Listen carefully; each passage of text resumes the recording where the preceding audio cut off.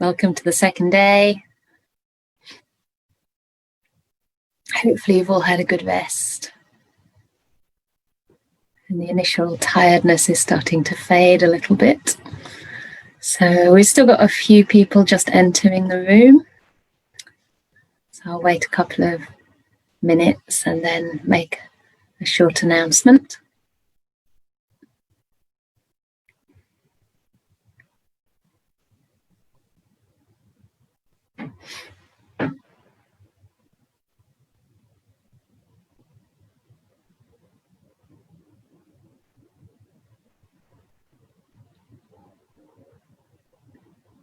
The loving kindness instructions must have worked because everyone's on time, which is wonderful.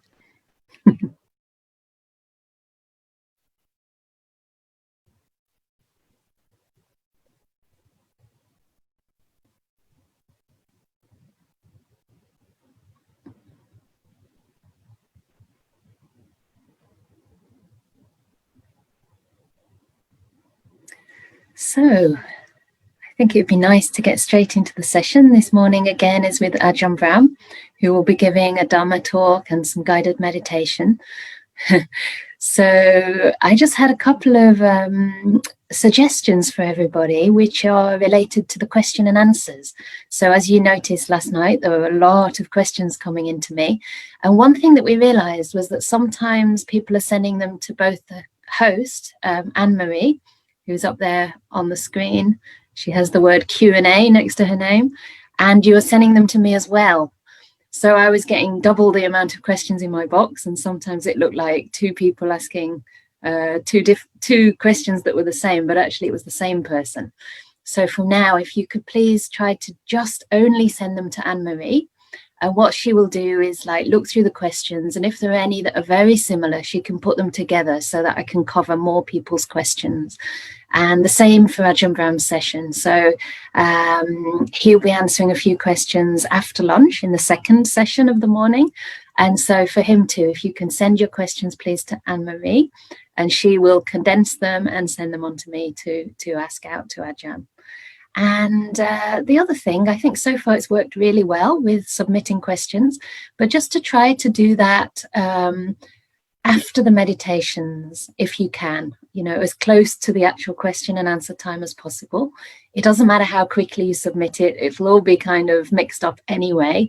But just so that you can really make best use of the Dhamma talk and the meditation session, and you're not sort of thinking of questions that you want to put in while you're actually meditating. Well, you can think of it, but, wait until afterwards to actually submit your questions if you can. Okay? So I hope that's clear enough. And our intention is to try to give guidance to everybody who's asking. So as far as we can, we'll do that. So, and we can always bring up particular themes in the Dhamma talks as well, if there are certain themes that seem of interest to the group. So I'd like to hand over to Ajahn for this morning's session. Thank you, Ajahn. Lovely to have you again.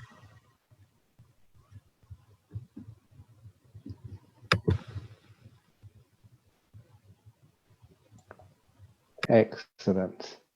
I tried to unmute myself, but they came on the screen, not allowed to unmute.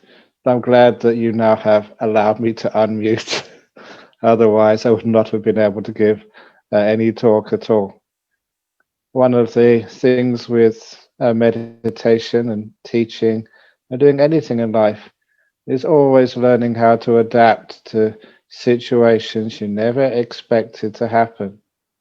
And sometimes that things don't ever go according to plan, which is one of the reasons why we try in meditation not to have too many plans.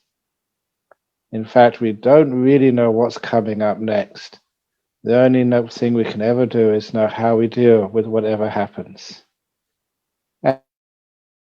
And for those of you who are starting out on your experience of meditation, that when we start to talk about things like meditation on the breath, or walking meditation, or loving kindness meditation, there are times when all those instructions and descriptions just don't fit how you feel and where you are.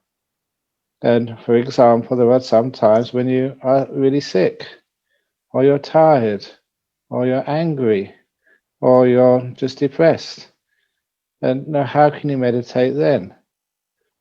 And it was something which was a struggle for me when I was learned how to meditate, because I was always told to do it this way and do it that way, and not realizing that what is the core of what we're doing with meditation, to try and gain some peace in our mind. And from that peace, we get clarity. And from that clarity, we get joy. From that clarity, that joy, and the peace, we get great insight. We learn to understand how our mind works.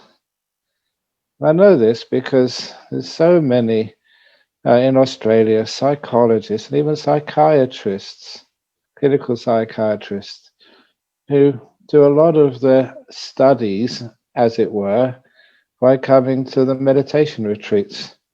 And there they learn so much in their own practice of meditation on how to deal with some really, really intense issues in their own life, in the life of their clients, which work.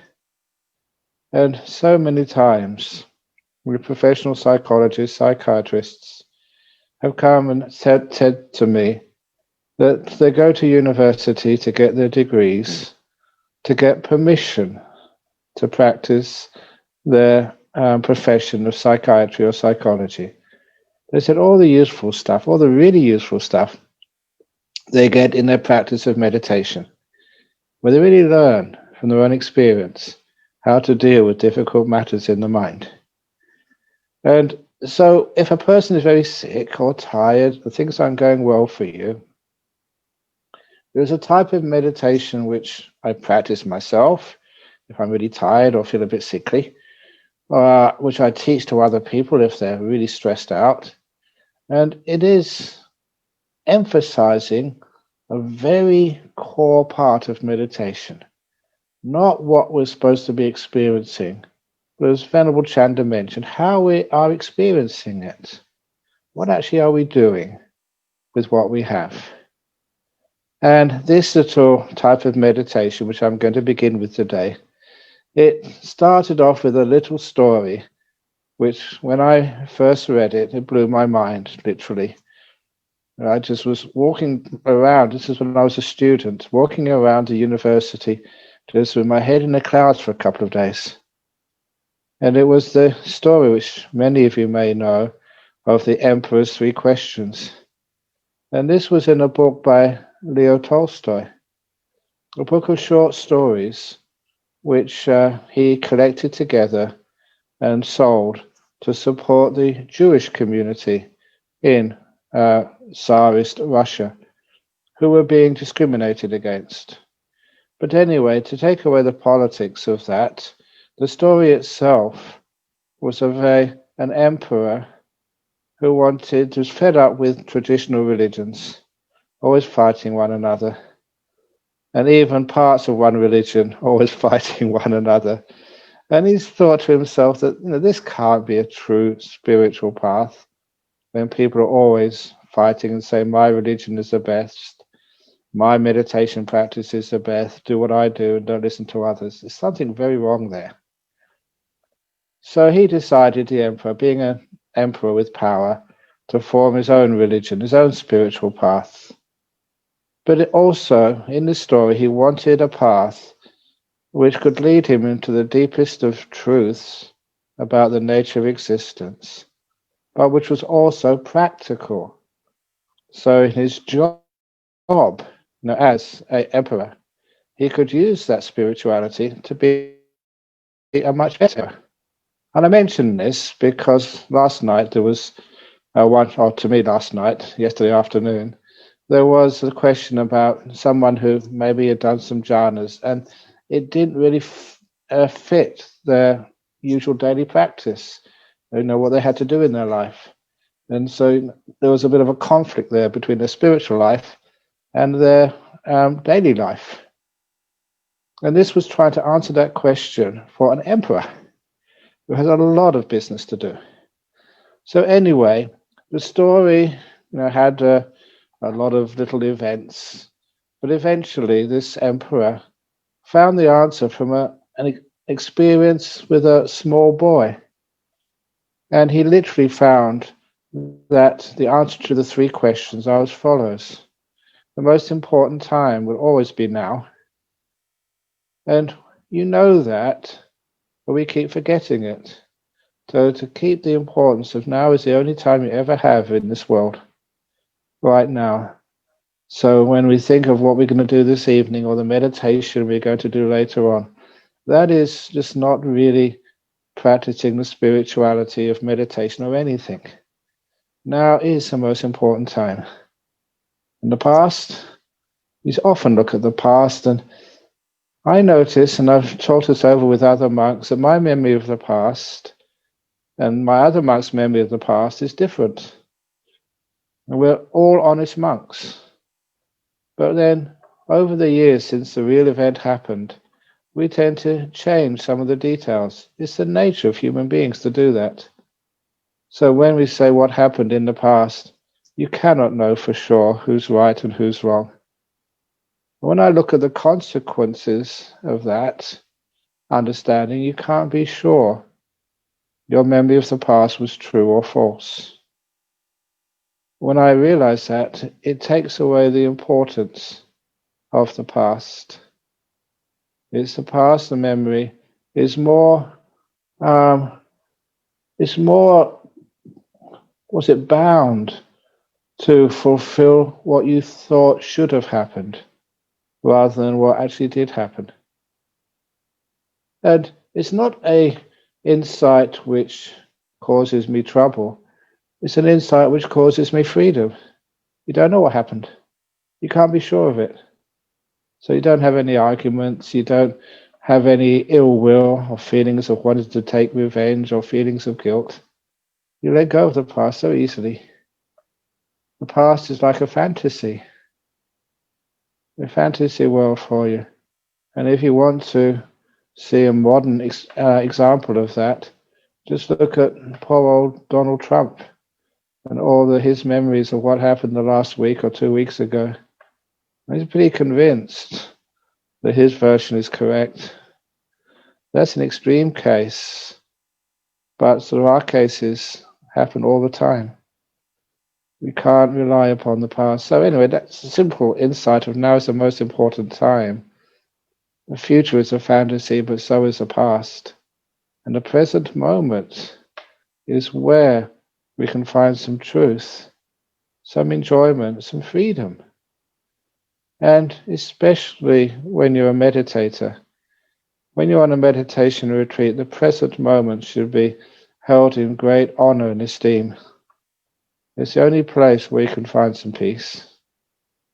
And sometimes people think, well, what are you talking about, Ajahn Brahm? The present moment, I'm sick, I'm tired, I've got a headache, I'm ill. Stay where you are in the present moment.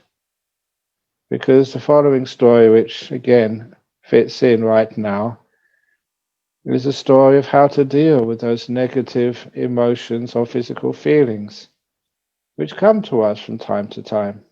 Everybody has to share just the experiences of negativity.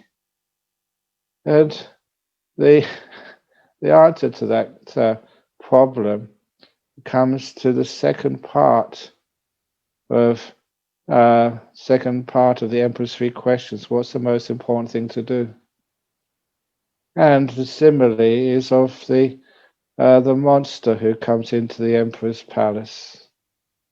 And I'm going to call it the Empress's Palace, because this is a retreat for Anukampa Bhikkhuni project.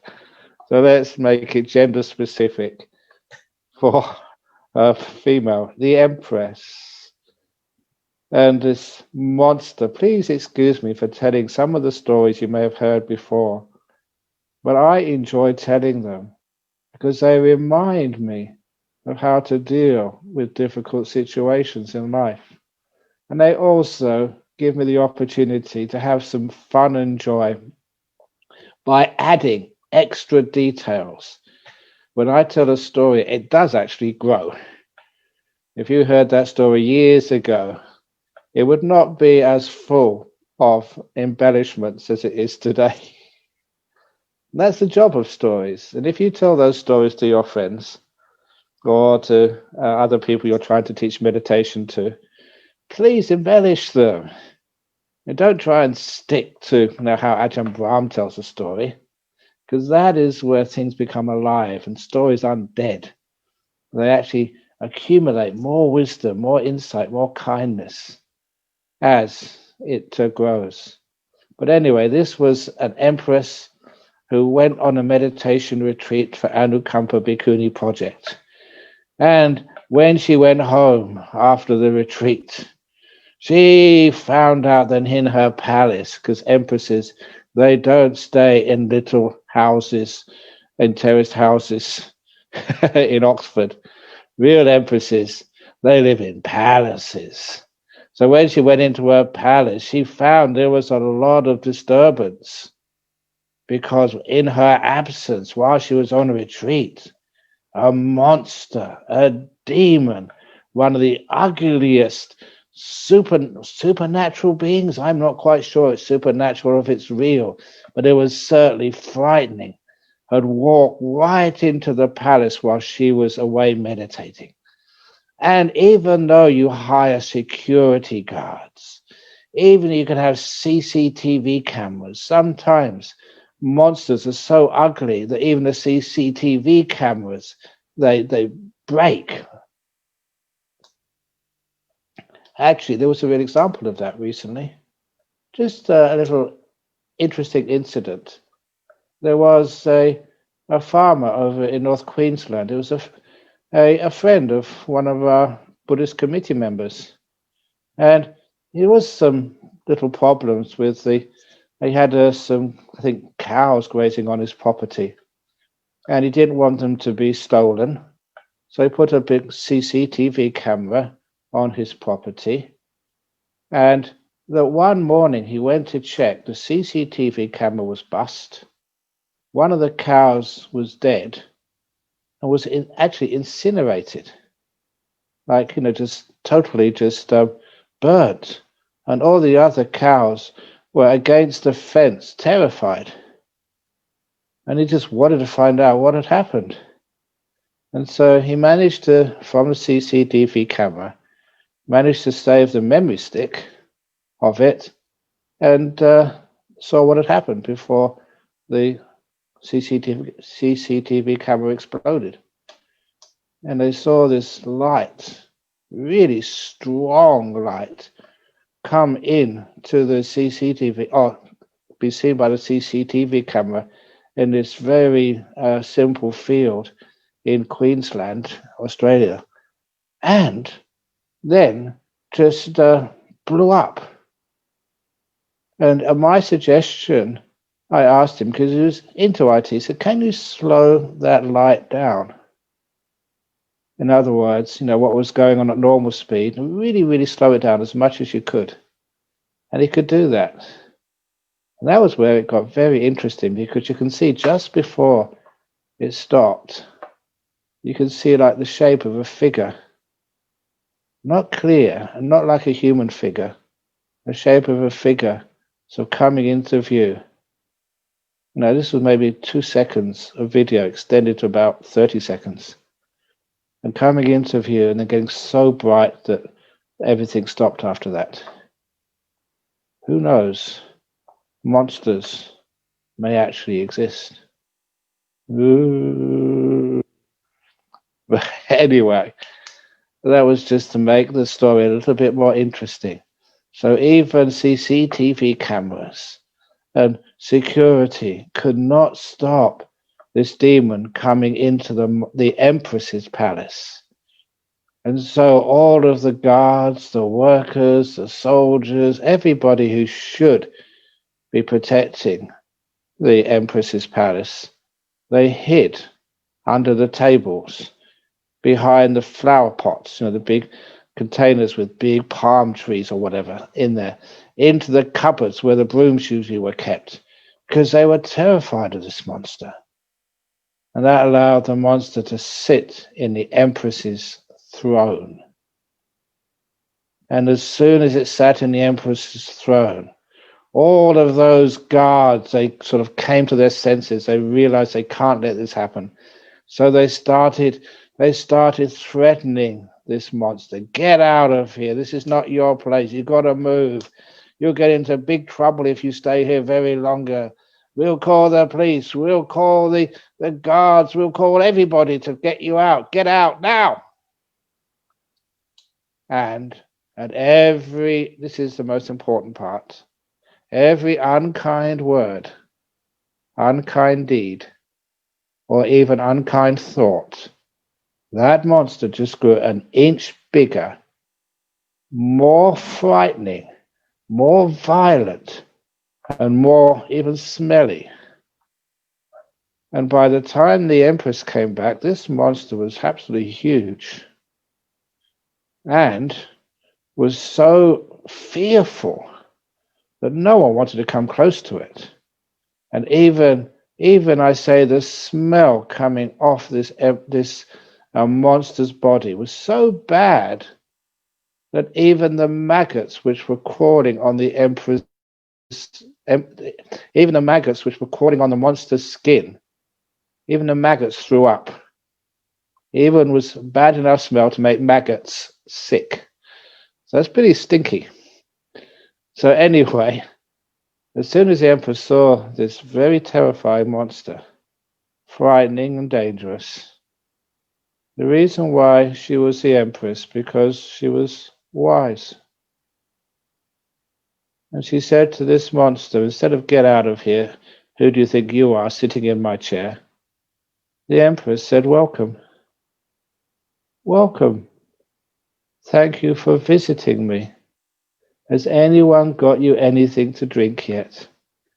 Would you like a cup of tea or coffee? Or would you like some juice? And her hospitality was sincere.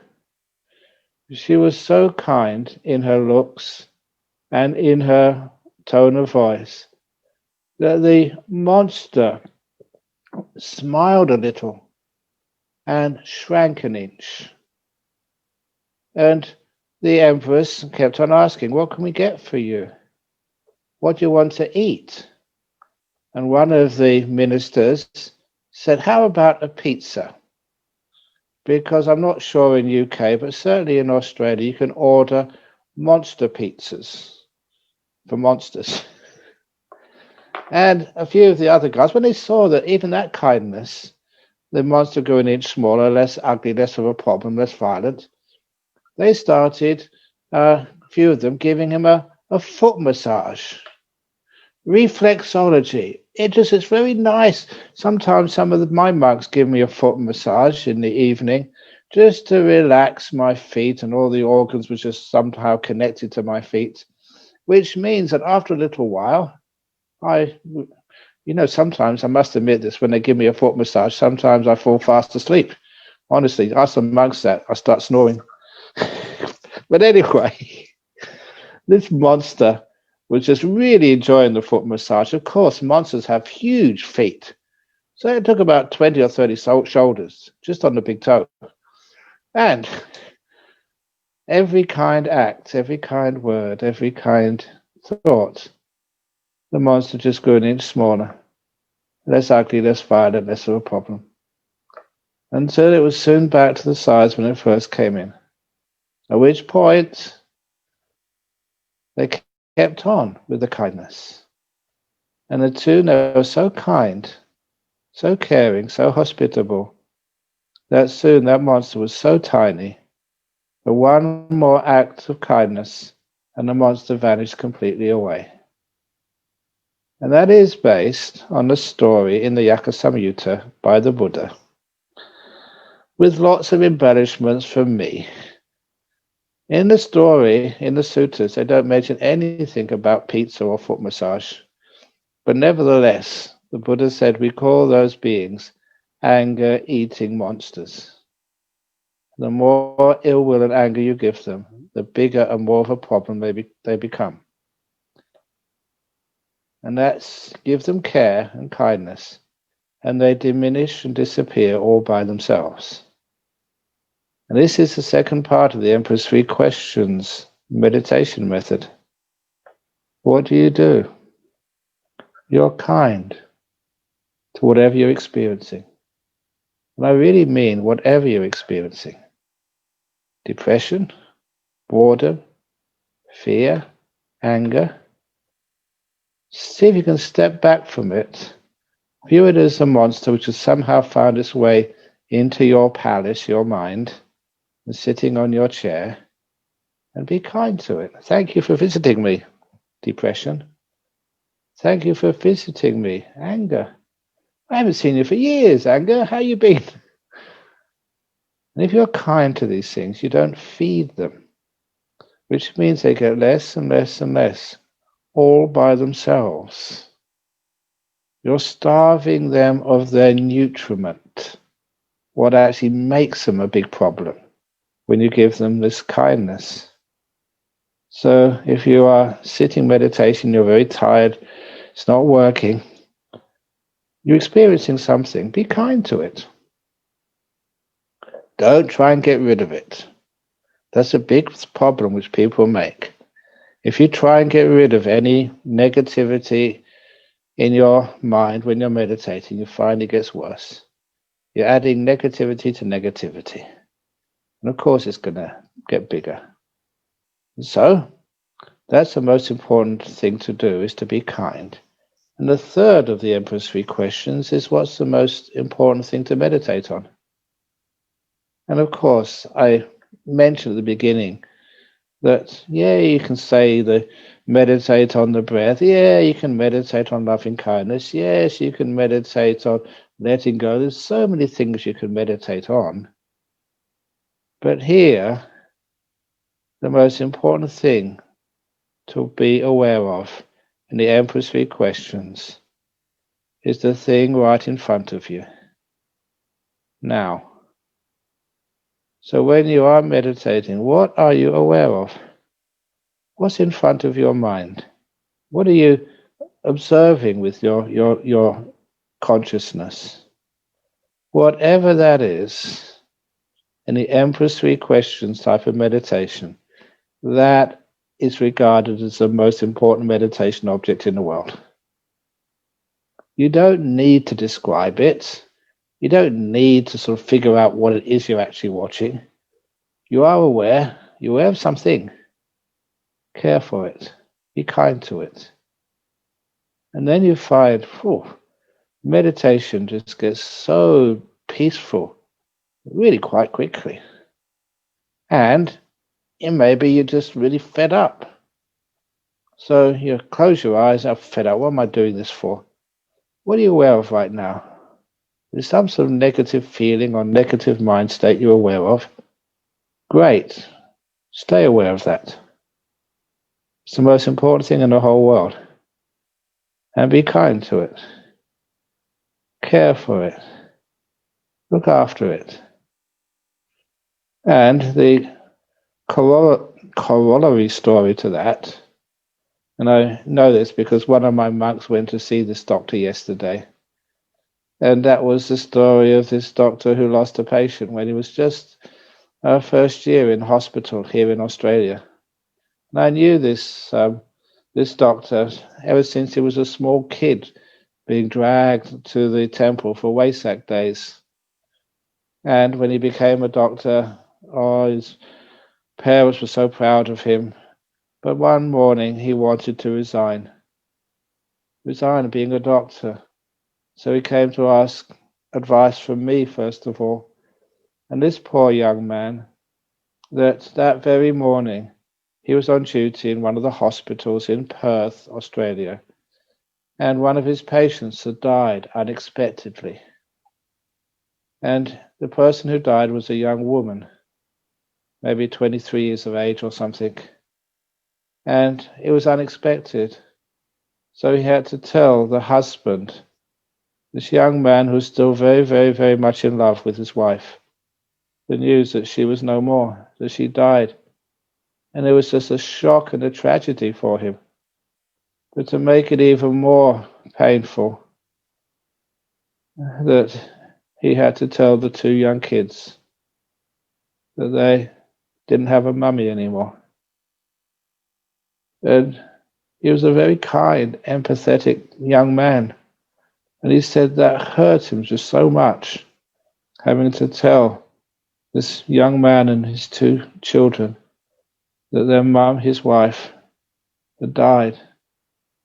And of course, he was not responsible for that. It was no one could have saved that life. But nevertheless, he felt so guilty. So guilty that he told me on that morning that he couldn't face that possibility of having to do anything like that again. So he wanted to resign. And that's what I sort of told him. Emperor's 3 questions.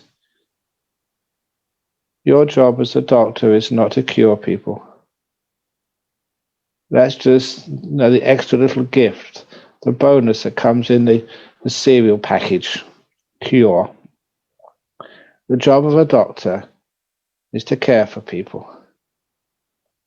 If you think that you have to cure people, you will fail many times in your life. And you feel terrible about that. You can't always cure people. But you can always care for them. You never need to be a failure if you think caring is more important. Your main job as a doctor. And he got it immediately. It's wonderful to see that him smile. Oh yeah, I understand now, and went back to work. And he became a specialist. And yesterday, one of my monks went to see him because he's got some digestive problems. And of course, that doctor, his whole career could have stopped that morning. But when he told him what's important is to care, not to cure, he understood. Now he's a very wonderful doctor. Caring for people. He finds the cures are more frequent now because caring is more important. And so that's the same with your meditation. Whatever is in front of you right now, you could be like sloth and torpor, you're really sleepy, or you're restless, thinking all over the place. And you think, oh, I can't meditate, oh, I don't like this meditation. What are you aware of right now? Thinking all over the place? Fine. Think all over the place. That's important. It's right in front of you. It's where you are right now. And care for this mind, which is thinking. If it's sloth and torpor, you're just half asleep every time you meditate. Right now, if you're very tired, that's important. It's the most important thing in the world because it's right in front of you right now. Don't fantasize that, oh, I shouldn't be tired. I shouldn't be restless. I want to be in jhanas. I want to be lovely nimittas. I want this. I want that. That is not being in the present moment. That is not meditating. That is wanting instead of caring.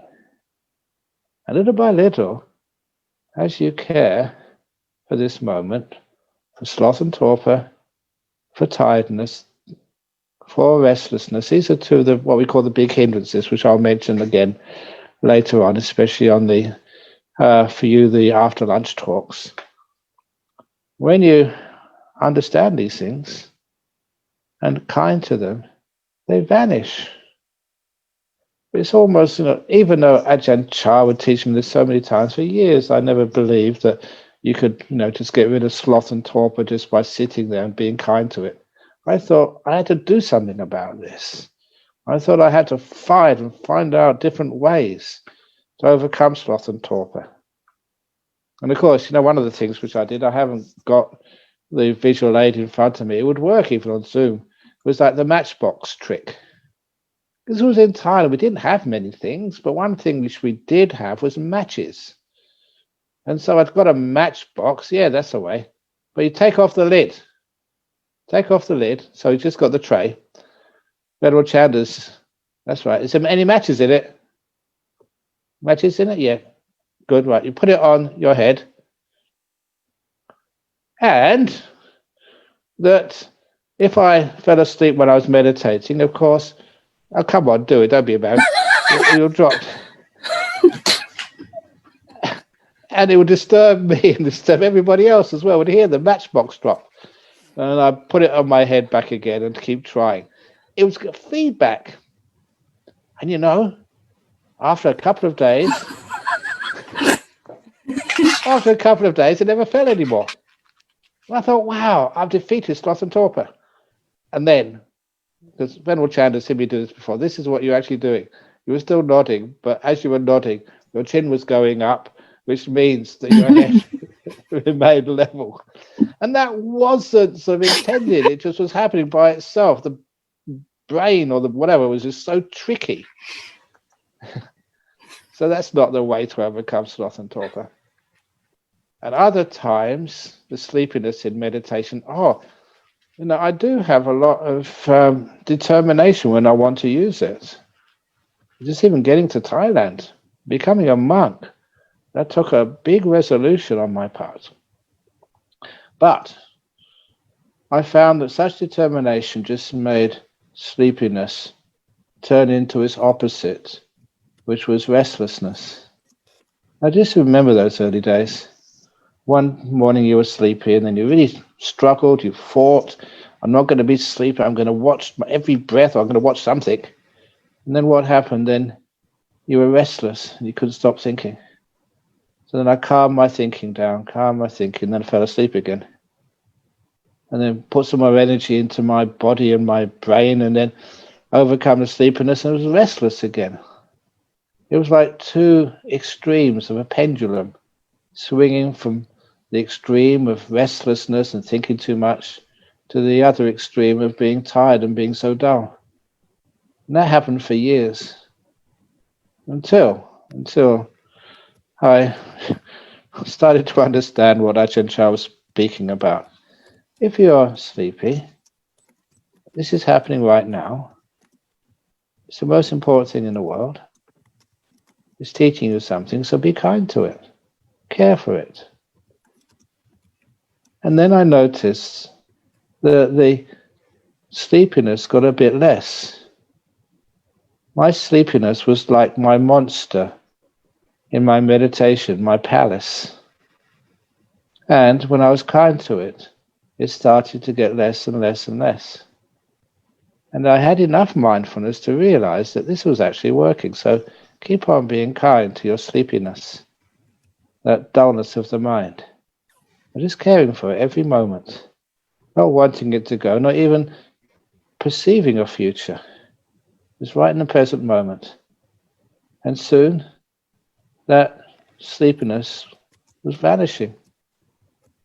And I had awareness, but without the thoughts, without the restlessness. You found the middle of that swing of the pendulum between restlessness and sloth and torpor.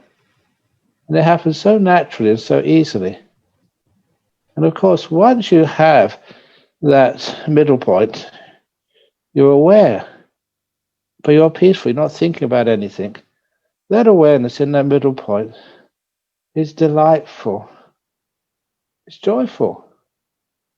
Simply because you're off work. You've got nothing to do. You look at your desk and all of your emails have been answered. All of the problems have been fixed.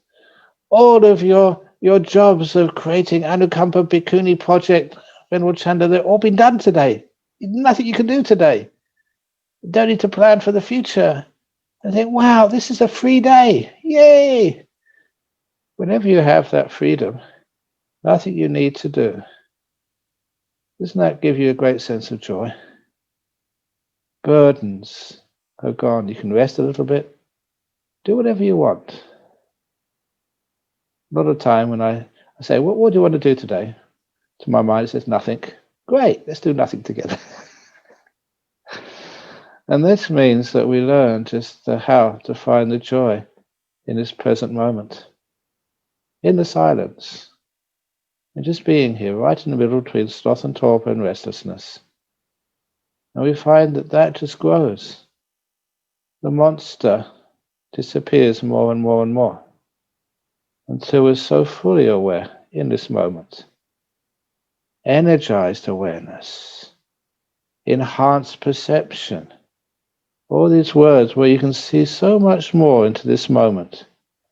And wherever you want to focus that awareness, whether it's on your breath, whether it's on your body, whether it's on loving kindness, whether it's on your legs and feet when you're doing walking meditation, wherever you focus that, it's always so easy when you have that joy, which is one of the reasons why the Emperor's Three Questions is, so if I'm tired, I've got an ache or a pain, or it's too hot, or I'm tired and it's too early or too late to go to bed, I want to meditate, I just sit here, Emperor's Three Questions. Ajahn Brahm, how do you feel right now? What is the most important thing in the world? Is what I'm experiencing right now. And I'm not afraid of doing that. I go right into it. And we're kind to this moment. I care for it. I don't try and cure it. It cures itself. The monster gets smaller and smaller. And you get really, really peaceful. Now, whatever meditation you want to do, you can sort of go into the breath or anything. So this is the starting point of our meditation practice.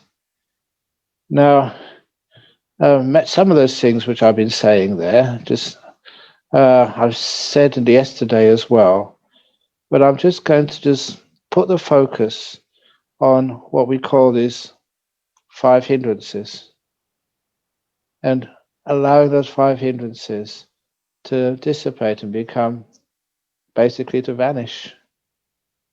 Those 5 hindrances, I already mentioned the 2 of them, that's number 3 and number 4, sloth and torpor, restlessness and remorse. There are 2 extremes, basically what most people experience, just to put it in brief. What most people experience is like dullness and too much thinking. And to find that middle space in between is such a beautiful skill of meditation.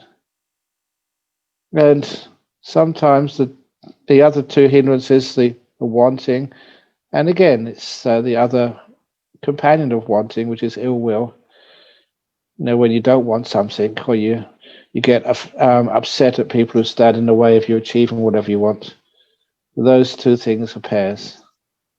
And the other part of the 5 hindrances, which I'm going to explain now, is the hindrance of doubt. These are the 5 hindrances, and it's part of the purpose of meditation, if you want to call it a purpose, is to understand those 5 hindrances, lessen them, until your mindfulness is very, very strong. So there's 5 hindrances which weaken mindfulness and which weaken the ability to be still and get into deep meditation. So they're important to know and to know how to overcome them. And Emperor's Three Questions is a wonderful way of overcoming these. But the 5th hindrance is hardly ever talked about, and it's called doubt. And the simile which the Buddha used about doubt was just a person lost in the desert. And that really just never sort of hit home to me. You know, the desert without any signs, not knowing which way to go. But I can understand that, but it never really gave ways of overcoming the doubt which is in people's minds. It did also remind me of a story. Well, I'll be honest with you, it's a joke. It was my joke about being lost in the desert, if you haven't heard it before. There was a gentleman who was lost in the desert, had been in the desert for days. And the poor man was dehydrated. The poor man could hardly stand the heat, almost had heat stroke, and was crawling on his hands and knees through the sands of the desert, not knowing where he was or where he should go, and being really afraid that he might lose his life. And it was getting ever more probable that he was going to die lost in this desert. And on the horizon, he saw a shimmer of light, and he thought, this is just a mirage. But as he tried to focus his energy on this mirage of light, it was actually looked like it was something real. There was something coming towards him. And as he kept focusing on this image, he thought, I'm just imagining it. And when he actually saw it closer, he said, I must really be imagining. I'm going mad, because what he saw was 6 husky dogs pulling a a sledge. And there was a man on there dressed in fur. And he thought, I'm really losing my mind. I must be about to die. Now, what is a sled and husky dogs and a man in furs doing in the desert? But as it came closer to him, he could hear the sound of the husky dogs barking. And when they came really close to him, they started licking him. And he saw the man in the furs, an Inuit, started speaking to him. And this man, lost in the desert for days, said, oh, thank you, thank you, thank you. I'm saved. I've been lost in the desert for days. And the Inuit in charge of the dog sled said, and you think you're lost? That was a joke, by the way. Because you have to be lost if a dog sled is in the desert. Anyway, back to the real story of the real story of overcoming doubt. When I was a student, I was poor, and I like solitude. I like nature, so I went up to Scotland in the Northern Highlands, camping out for days up there. And on one occasion, I was staying in a youth hostel in the far north. There's only two people in the hostel. There was the warden and myself, and the both of us decided, it was a lovely day, it's summertime, to go up a walk on top of one of the mountains. So off we went, walked up the mountain. When we got to the top, beautiful sunny day. Sometimes the weather in the north of Scotland during summertime is exquisite. And so we sat down, enjoyed the view, had a chat, and there was another mountain close by, and I said, I want to go up to the other mountain. And the warden said, no, one mountain a day is enough for me. So he went back to the hostel. As I was walking to the other mountain, I was almost at the top when I saw clouds came in from the Atlantic Ocean. And as they came in, I couldn't believe how fast they came in. And they'd not just covered the sky, they descended over my mountain. And it happened within 2 or 3 minutes. And I could not see where I was going at all. When I put my hand out in front of me, the mist was so thick, I couldn't see my hand. And all happened so quickly. And I was on the top of a mountain in a very secluded area of Scotland. And the Scots people had told me many times that English people, that was me, sometimes stupid English people go alone into these mountains and get lost for days. And I thought, oh my goodness, it's true. Because I thought that you could find your direction, just turn around and go back the way you came, and you'd escape from that mist. But I found out afterwards, as I was walking, I thought I was retracing my steps. But as I was walking, I came to a cliff edge. It was the only cliff on that mountain. And if this is no exaggeration, one more step and I would be dead. It was a steep cliff, and I checked it on the Ordnance Survey maps afterwards, and it was totally the opposite direction I thought I was going in, and it was dangerous. I'd have been lucky if I'd have died straight away. If I'd have been injured, no one would find me for days. It would just be torture until you died. So anyway, that scared me. So what I did was to sit down and just calm myself down and think of a solution. What happens when you're lost in the mist on the top of the mountain in a dangerous place? And just use simple science. Decided to follow a stream. There's so many streams on top of those mountains. Any stream, small stream, followed it. And as it snaked backwards and forwards, zigzagged down that mountain, I resolved whichever way it went, I would follow it. I would not take a shortcut. I would follow that stream no matter what. And of course, it led me slowly downhill. And I remember the moment as I was following it downhill, you got below the clouds. And now you could see where to go. And that saved my life. But I also use that today as my simile on how to overcome doubt in your meditation. Don't know which way you're going sometimes in meditation or in spirituality or in life, or which particular path you should follow. But you're in the mist. But you know that water always flows downhill. You know that truth always flows towards more peace, more kindness, more joy, more inspiration. You know which way truth should be flowing. Downhill, in the sense of going downhill towards more beautiful spiritual qualities in your life. And that's what I use to overcome doubt.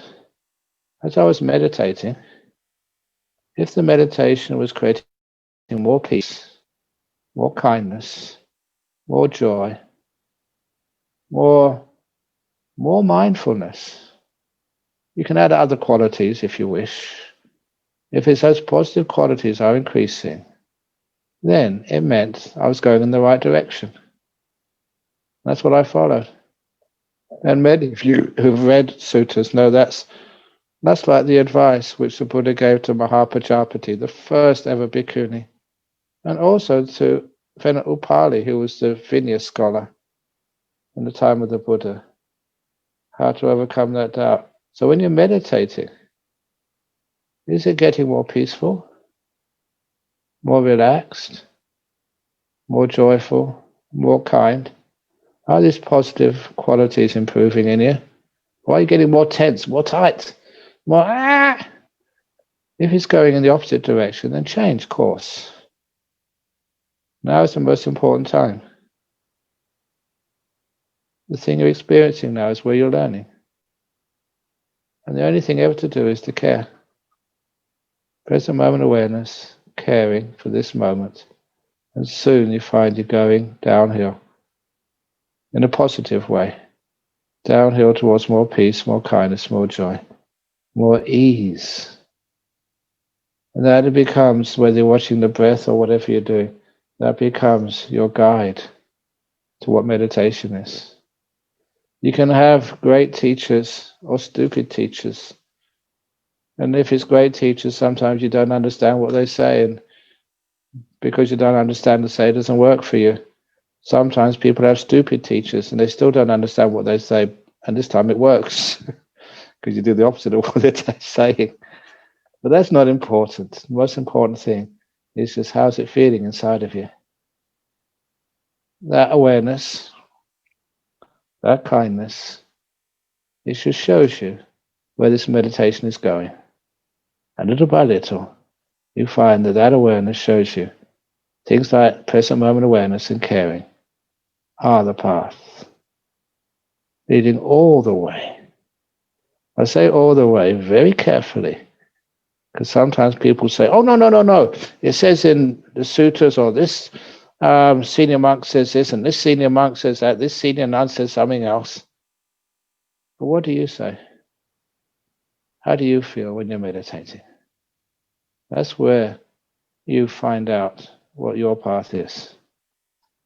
And but what we said yesterday about the breathing, the breath, I mentioned, and it's so true, I don't ever watch my breath by willpower.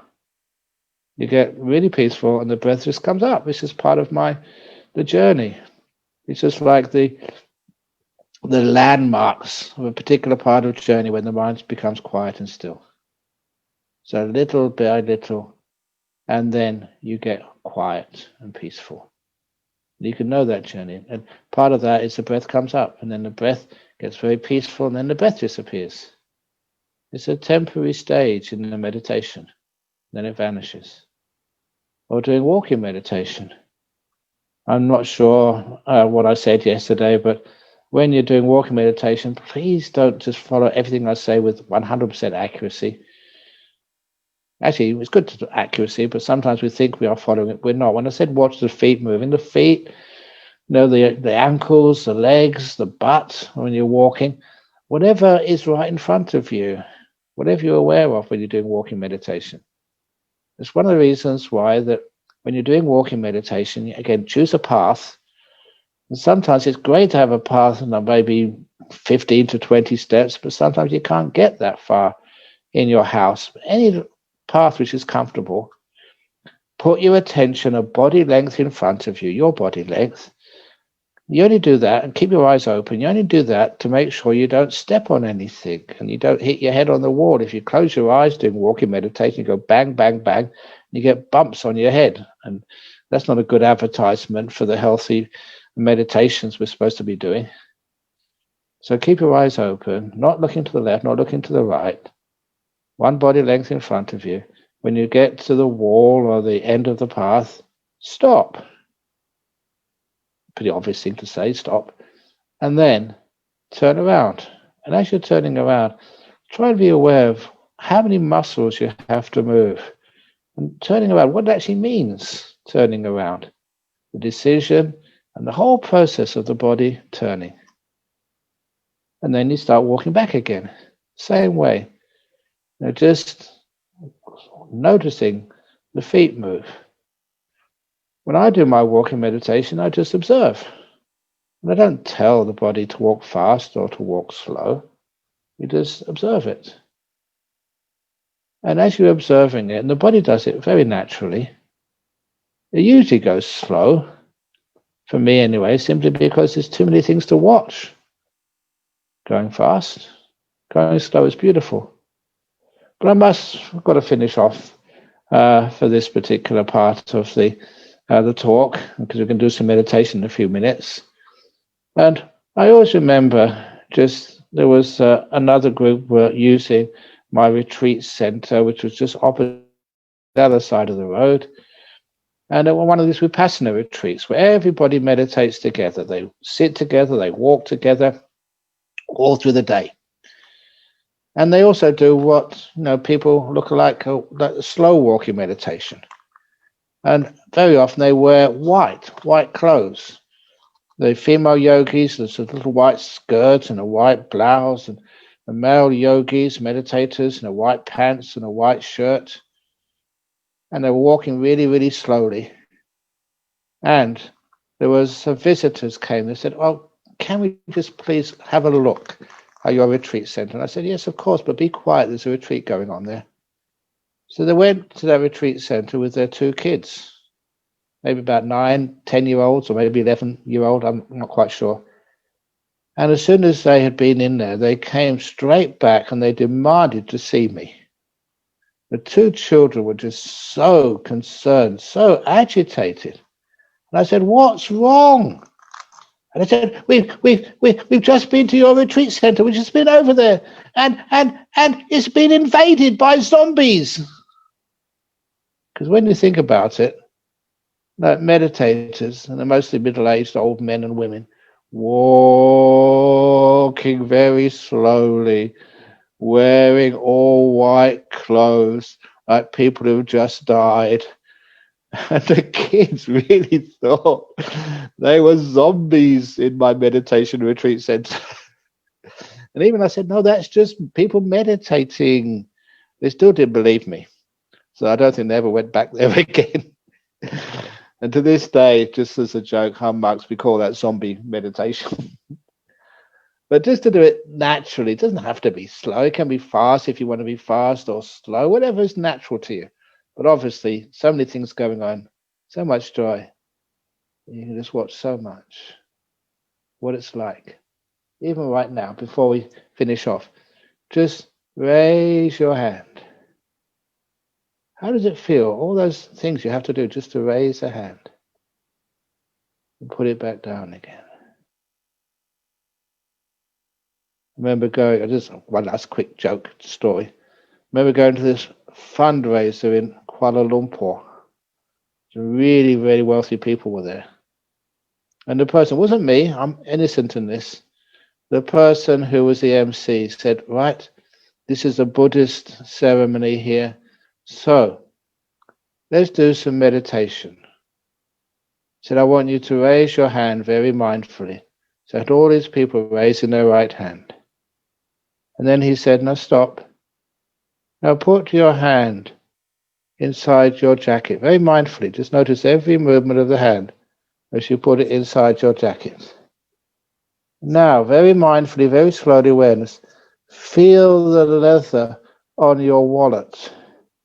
Now, very mindfully, please take out your wallet. And of course, by this time, everybody knew what he was up to, and so they burst out laughing, and that was the end of the mindfulness, moving your arm to take out your wallet to give a donation exercise. It's a nice try, but it didn't work. Anyway, that's about learning about feeling your body. Now is the most important time. What you're aware of right now is the most important thing in the whole world. And be kind to it, care for it. Simple, but powerful. Okie dokie. So that's the hour up. And hope it was useful. As usual, I don't know what I'm talking about at the beginning. And just let it evolve and see where it goes. But I hope that was useful for you. So now we can just take a little break for about a minute. So those people who just want to let go in the toilet, please, you can do that. And we'll do a guided meditation for 30 minutes. Is that okay? Well, okay or not, that's what's going to happen. So let's see. Very good. So the 1 minute will give me a chance to get a sip of water from my cup.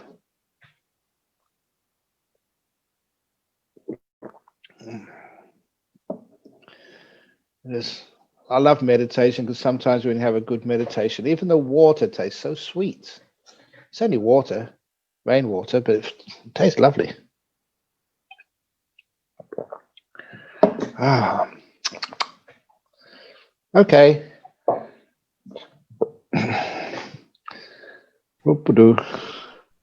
Maybe that's the trick of that Jesus turning water into wine. He didn't actually turn anything into wine. He just got all his bottles to be mindful. And so they got so mindful the water tastes as sweet as wine. Whether that's an explanation? I don't know, but anyway. It reminded me, okay, while people are in the toilet just baking, one of my favourite jokes was the person who came into Australia and he was checked by the customs. And they found at the bottom of his suitcase there was 2 bottles of whiskey, undeclared. And they asked him, "Sir, what's that?" And he said, "I'm a Catholic. I've just been to the holy city of Lourdes in France. And this is holy water from France. Okay, can I go?" And the customs man said, "If this is holy water, why does the label on the bottle say Johnny Walker?" "Well, I've got to put it in something," said the man. "That's all I had to put it in. Can I go?" He said, "No." So the customs officer opened the lid and smelt it. And he said, "This isn't water. This is alcohol. Smell it for yourself." And the traveller took a couple of sniffs and said, "My goodness, you're right. It is whiskey. It's another miracle." I love that story. It's so stupid. But I enjoy saying it. And those of you who haven't heard it before, hope you had a good laugh. One of the nice things about going on a Zoom retreat is people can't throw things at me over Zoom. That's usually why we always ask people when they go into temples, into meditation halls, always to take their shoes off and leave them outside, so they can't throw them at the monk or the nun during the talk. Okay, enough frivolity. So now let's do some meditation. So, hopefully you're back now in your chairs.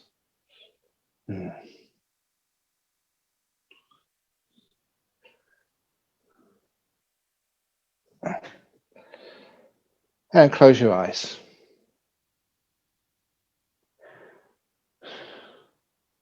And as usually, with your eyes closed, if you're in a noisy place, then imagine a bubble around you. It's your little cave bubble. I've got a nice cave, but I'm not always in it, unfortunately. But if I'm traveling or if I'm at places where there's other people, I can sometimes close my eyes and imagine a bubble. And I'm inside and the world is outside. And I can only use that imagination with my eyes closed. I open my eyes, as another reality comes and dominates my imagination. So I close my eyes and imagine being in a bubble. And for those of you who are sitting in a house somewhere, with your eyes closed, Venerable Chanda, you can imagine you're in Jhana Grove in Perth. You can imagine it. I really believe that imagination, that visualization, can be so close to reality. It's almost you can feel the stillness of the forest. You can feel the fragrance of the air and the kindness of the location and the people who live in it. Use that imagination to make it so strong that much of what is the reality is transferred to your experience right now. Peace, safety, calm. You may imagine the most comfortable, peaceful, safe, spiritual place you've ever been in your life so far. A place of contentment, of joy, and of safety. You don't need to prove anything, protect anything. You can relax to the max. Visualize it until you can feel it. Stronger and stronger. Don't force this. If it doesn't work, then fine, we can always find something else. For some people have strong visualization skills. They make use of it in a beautiful, beautiful way.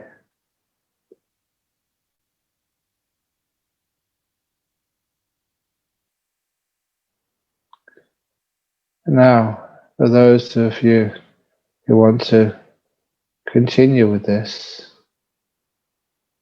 imagine, visualize that you're in India, in a place now called Bodh Gaya, but not in the current age. 25 centuries and more ago,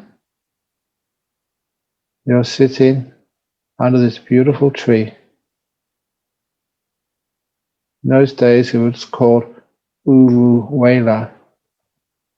No one was there. It was just a beautiful park next to a great river with cool water running down from the Himalaya mountains, the Niranjala River.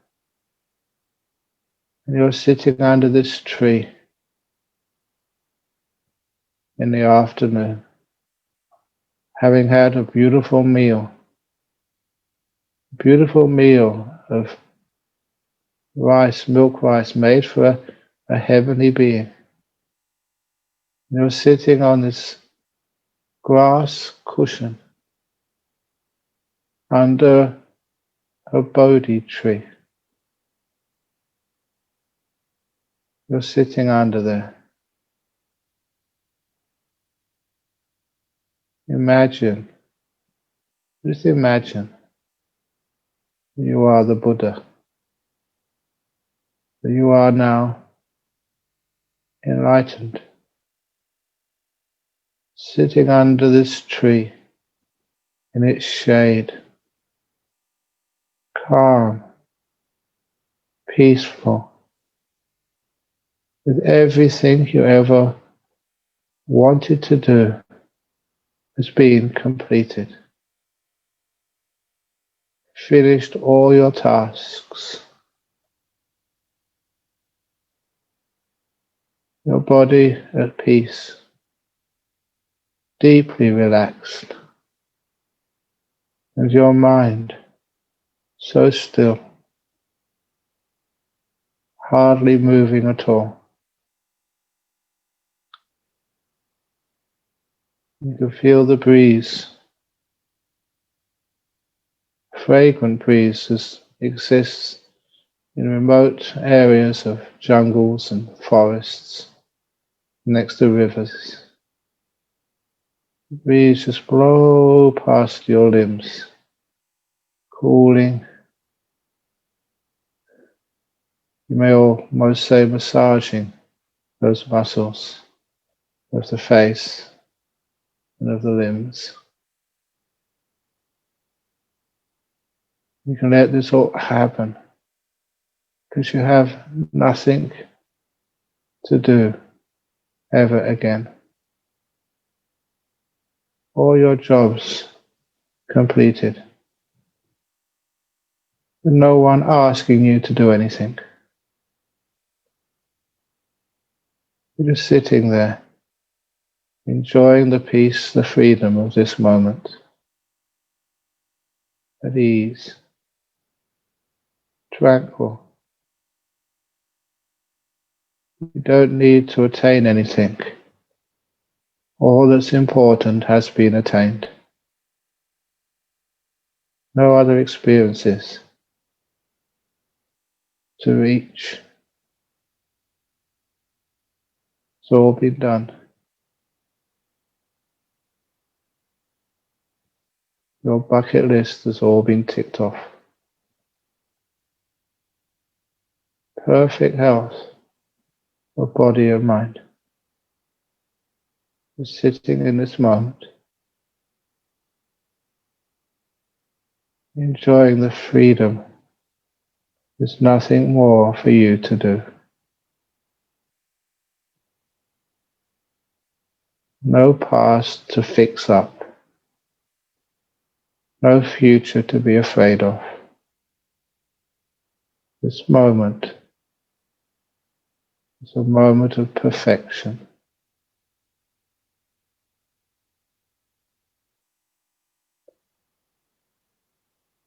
When you develop that visualization, imagination, what it must be like to be a Buddha under a Bodhi tree, freshly enlightened, with all that you needed to do in this world all completed. Nothing more to be done. Nothing missing. Nothing wanted. The peace. The freedom from desire. From ill will. No restlessness, no tiredness, and no doubt. You've reached the end.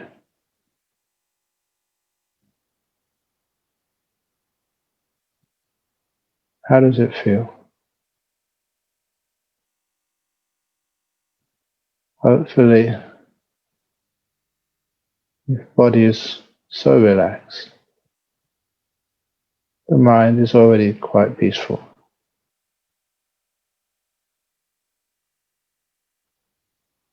Imagine being enlightened. This is what it must feel like. For once, you can really rest deeply. Not feeling guilty you could have been doing something for others.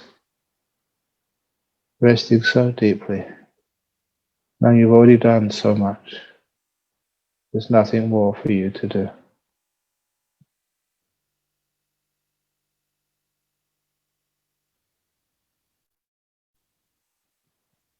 No negativity at all. Nothing to make the mind move. It's as still as a forest lake with no waves on the surface at all. No thoughts are necessary because it's so tranquil. You have a deep, deep contentment which doesn't need any thoughts. You're sitting in peace.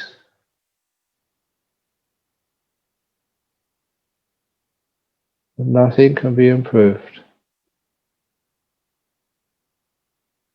Noticing the perfection of this moment. At the still forest pool, no waves, means the lake is like a glass mirror, reflecting the moon and the stars at night time, reflecting the blue sky and the clouds in the daytime. But the lake doesn't move.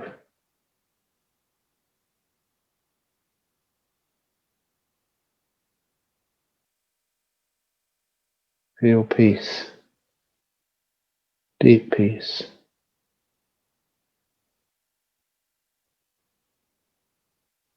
Your mind doesn't want anything in the whole world.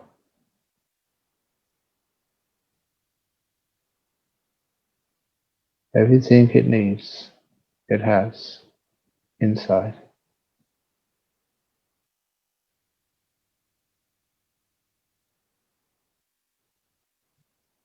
No, not wanting, not needing anything.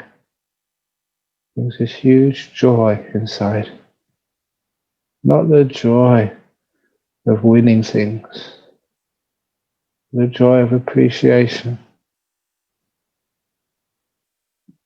the stillness, of being aware of not going anywhere, just being here. Not going anywhere because there's nowhere to go.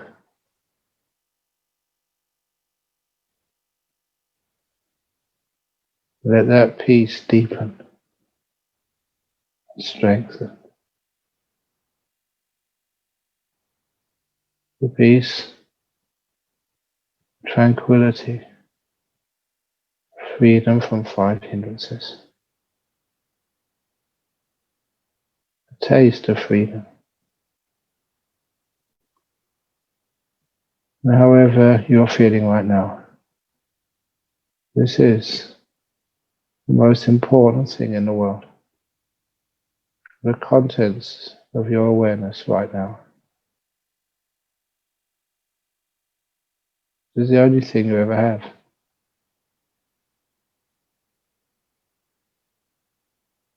You just care for it.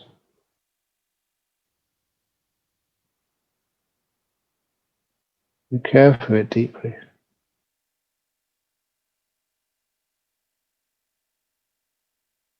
Like a mother loves her only child. You give all your attention to this moment, keeping nothing back.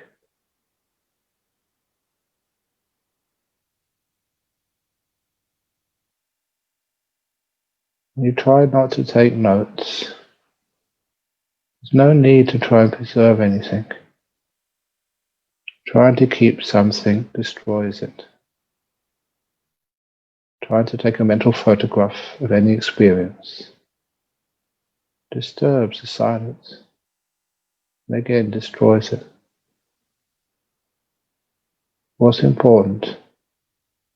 Trust you will remember.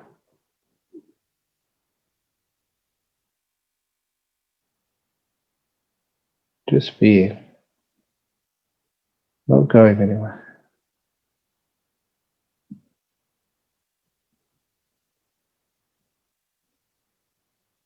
I will be quiet for the next 5 minutes. You just enjoy this moment. If you ask yourself, what should I be doing? Just caring for the content of this moment.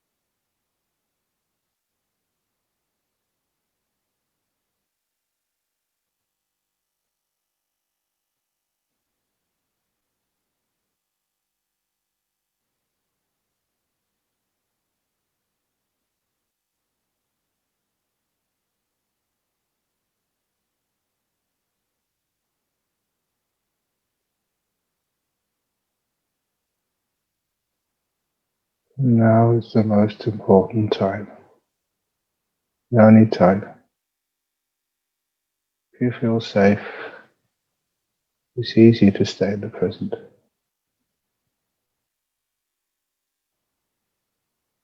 What you're experiencing right now, this is where we learn how we understand real life. We also understand to care for this moment. We relax with it. Even times of sickness or your dying moments, now the most important time. Whatever you experience, the most important in the whole world. And care for this moment.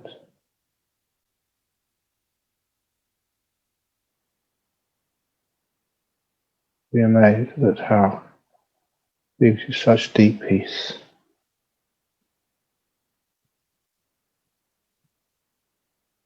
Easy.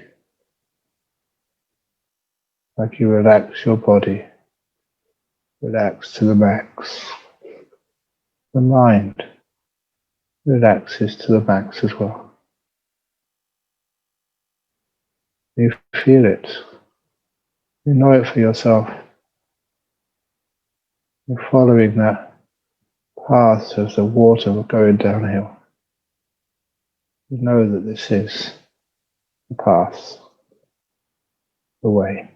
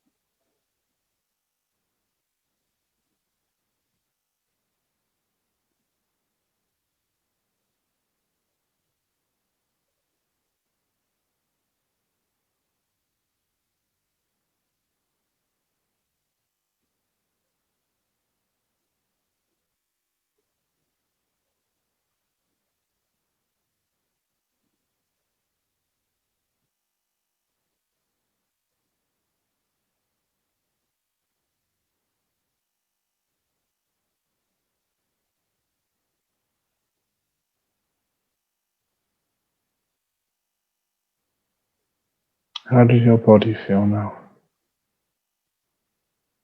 The suggestion takes you out from the mind towards your body.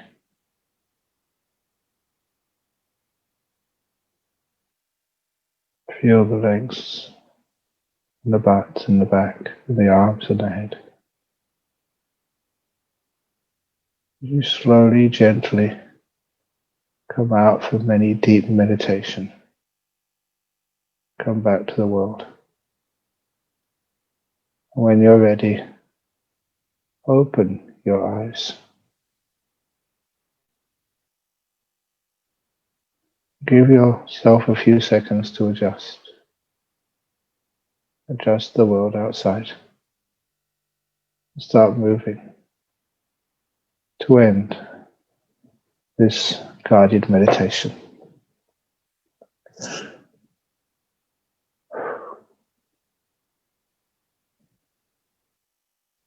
See, one thing which I try never to do is to ring bells.